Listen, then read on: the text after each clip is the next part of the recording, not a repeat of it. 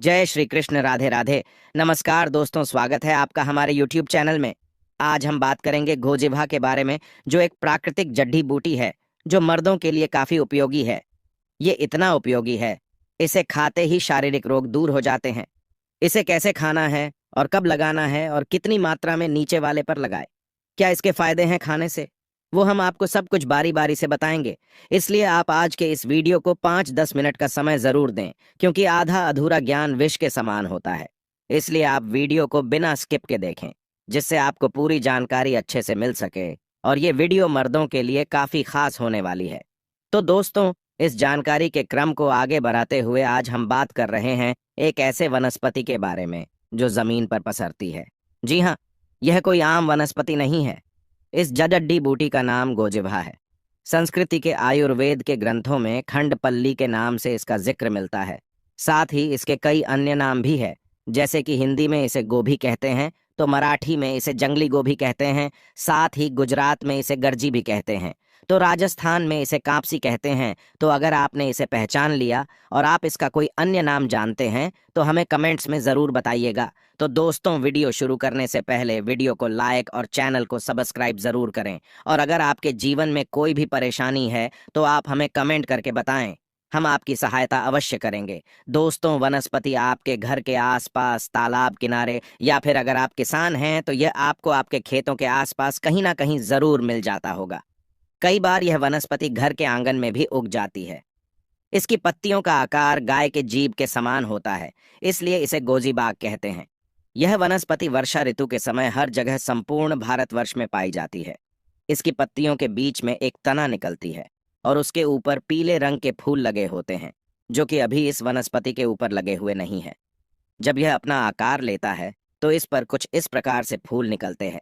दोस्तों, साथ ही साथ इसके पत्ते को उसकी शाखा से तोड़ ढहने पर इसमें से पीले रंग का दूध निकलता है। इस जड्डी बूटी की प्रकृति ठंडी होती है और यह स्वाद में कड़वा, कसैला और तीखा होता है। नेपाल में इसकी सब्जी बनाकर खाई जाती है। इसकी सब्जी लगातार कुछ दिनों तक खाने से खून की शुद्धि हो जाती है। भयंकर से भयंकर खून की कमी को यह पल भर में ही दूर कर देता है और चेहरे पर चमक और रौनक आ जाती है। चेहरा चमकदार खिल उठता है। दोस्तों, यह हमारे रक्त को साफ करता है। खून में यह गंदगी को फिल्टर करता है। पेशाब साफ आता है। शरीर स्वस्थ रहता है। इसके अलावा इस वनस्पति के कई अन्य आयुर्वेदिक फायदे भी हैं, जैसे कि आप इस वनस्पति की सहायता से दांत के दर्द को ठीक कर सकते हैं। यदि दांत सड़ गई है, रात में सोते समय दांत में दर्द होता है, सुबह उठते समय, पानी पीते समय झंझनाहट होती है, दांतों में कीड़े लग गए हैं, दांत टूटने की कगार पर आ गए हैं, मसूदों में खून आता है, पायरिया जैसी समस्या हो गई है, तो इसका प्रयोग करें।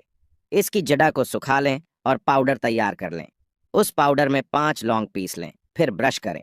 ब्रश के द्वारा से पेस्ट करें। आपकी तमाम दांतों की पीड़ा दूर हो जाएगी। दांत मजबूत हो जाएंगे। अगर किसी को बिच्छू ने काट लिया है तो बिच्छू के जहर को उतार सकते हैं। इसके पत्तों का और जौ का रस एक चुटकी काले नमक के साथ उस हिस्से पर लगाएं जिस पर बिच्छू ने डंक मारा है, तो इससे धीरे धीरे ठीक हो जाता है। अगर इसकी जड़ को शरीर पर किसी भी भाग पर बांधा जाए तो बिच्छू नहीं काटता। इसकी सुगंध से बिच्छू भाग जाता है।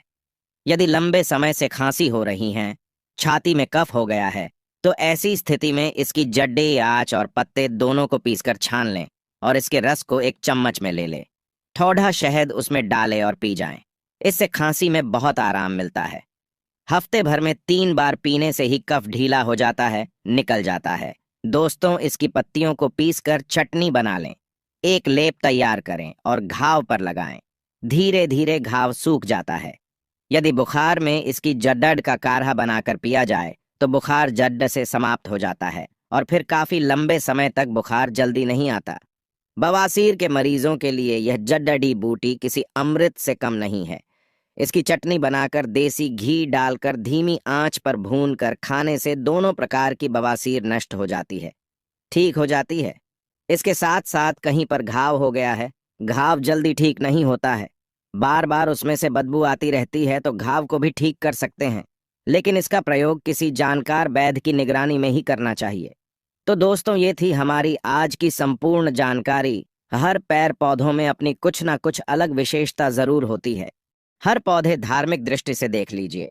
चाहे आध्यात्मिक दृष्टि से देख लीजिए, चाहे आयुर्वेदिक की दृष्टि से देख लीजिए, कुछ ना कुछ बीमारी को ठीक करने में ये काम जरूर आते हैं और इसमें कुछ ना कुछ चमत्कारिक शक्तियां जरूर छुपी होती हैं।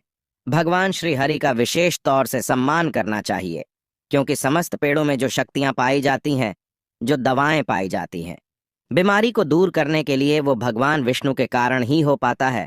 और देवी देवताओं ने भी अलग अलग प्रकार के पेड़ पौधों पर अपना निवास बनाया है। अलग अलग प्रकार के पेड़ पौधों में उसमें अपना वास करते हैं। इसी क्रम में आज मैं आप लोगों को जो सफेद कटेरी नाम का पौधा होता है, जिसमें कांटे अत्यधिक पाए जाते हैं, कांटे इसमें अत्यधिक होते हैं, इसीलिए इसे कटेरी कहते हैं, तो जो सफेद कटेरी होती है, इसके अलौकिक चमत्कारिक प्रयोग बताऊंगा। अगर आज के वीडियो मिस कर दी तो सारे जिंदगी पछताना होगा, क्योंकि अधूरा ज्ञान हमेशा खतरनाक साबित होता है। इसलिए ज्ञान को कभी बीच में ना छोड़ दे, नहीं तो बहुत पछताओगे। क्यों पछताना होगा? क्योंकि इसकी जड़ में कुछ ऐसी चीज पाई जाती है। इस पेड़ पौधे से आप लोग लाखों करोड़ों रुपए भी कमा सकते हैं। इस पेड़ पौधे की मदद से कई प्रकार की चमत्कारिक शक्तियां पा सकते हैं, तो वीडियो को ध्यान से देखना। दोस्तों, इस प्रकार की जो जानकारी होती है अमूल्य होती है। तो जो ये कटेरी नाम के सफेद पौधे हैं, इसके चमत्कारिक फायदे सुन लीजिए। वैसे जो नीले कलर की कटेरी नाम का एक पौधा होता है, आप ग्रामीण इलाकों में रहते हैं तो बहुत ही आसानी से यत्र तत्र देखने को मिल जाता है, लेकिन इसके अंदर में चमत्कारिक शक्तियां नहीं होती। जो सफेद कलर की कटेरी होती है, जिसमें सफेद कलर का फूल आता है, वो कटेरी का पौधा आध्यात्मिक दृष्टि से, धर्म की दृष्टि से, वनस्पति की दृष्टि से चमत्कारिक होता है। क्यों चमत्कारिक होता है, इसके साथ प्रयोग बताऊंगा। वीडियो को ध्यान से देखना। ऐसा माना जाता है कि इस पौधे की जड़ डच के नीचे में जो सफेद कलर का फूल खिलता है, इसकी जड़ डडी के नीचे में हीरे, जवाहरात, सोना, चांदी, सोने का कलश दबे होते हैं और बहुत से लोगों को प्राप्त हो चुके हैं। हर जो सफेद कलर के नहीं खेलते, जिसका टेहरी के पौधे के नीचे में साधन होता है, जैसे कि कलश है, बट हुए हैं, हीरे हैं, जवाराहत है, वही जो कटेरी है। सफेद कलर के उसमें फूल आते हैं, उसी कटेरी में सफेद कलर का पुष्प लगता है। जहां पर सफेद कटेरी का पुष्प मिल जाए, जो कटेरी हो, उस पौधे में सफेद कलर के पुष्प लगे हैं, समझ जाइए उसके नीचे में जमीन में निश्चित रूप से गड़ा हुआ धन है। वहां पर आप खुदाई जरूर करें, आपको जमीन में दबा हुआ धन जरूर प्राप्त होगा। लेकिन ये 3 कंडीशन में श्मशान में रहने वाले जो कटेरी का पौधा है, इसमें अत्यधिक मिलता है। दूसरा हमने देखा है जो मंदिर के पास के पौधे हैं, सफेद कलर की कटेरी उसमें मिलता है। और जो जैसे कि मंदिर परिषद में हो गया, श्मशान में हो गया, और जो जंगल की कटाई होती है, इसके अंदर में भी जो सफेद कलर की कटेरी बोलते हैं, इसके अंदर में भी जमीन में गड़ा हुआ धन पाया जाता है। ये था धन प्राप्त करने का पहला प्रयोग। अब मैं आप लोगों को इसके कुछ और चमत्कारिक प्रयोग बताता हूं।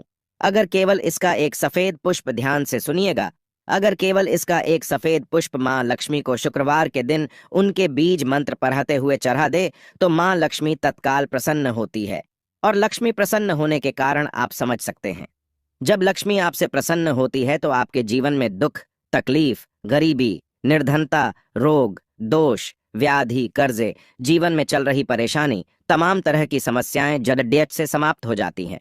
जो लोग लक्ष्मी को प्रसन्न करना चाहते हैं, ऐसे व्यक्ति अगर उनके पुष्प मिल जाते हैं तो इनके पुष्प का प्रयोग कर सकते हैं। और ऐसा भी माना जाता है, इसकी जड़ीबूटी में अमृत की एक बूंद पाई जाती है।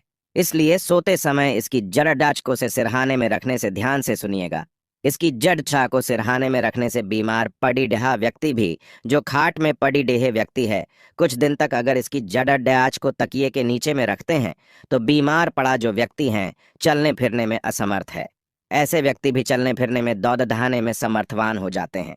तंत्र बाधा अगर किसी ने आपके ऊपर कर दी है, जिसके कारण आप लंबे समय से बीमार है, आपको समझ में नहीं आ रहा है, तो यह सारे तंत्र बाधा को खींच लेता है और आपको रोग मुक्त कर देता है। तो दोस्तों, वीडियो को लाइक और चैनल को सब्सक्राइब अवश्य करें, और हाँ, कमेंट में हर हर महादेव अवश्य लिखें।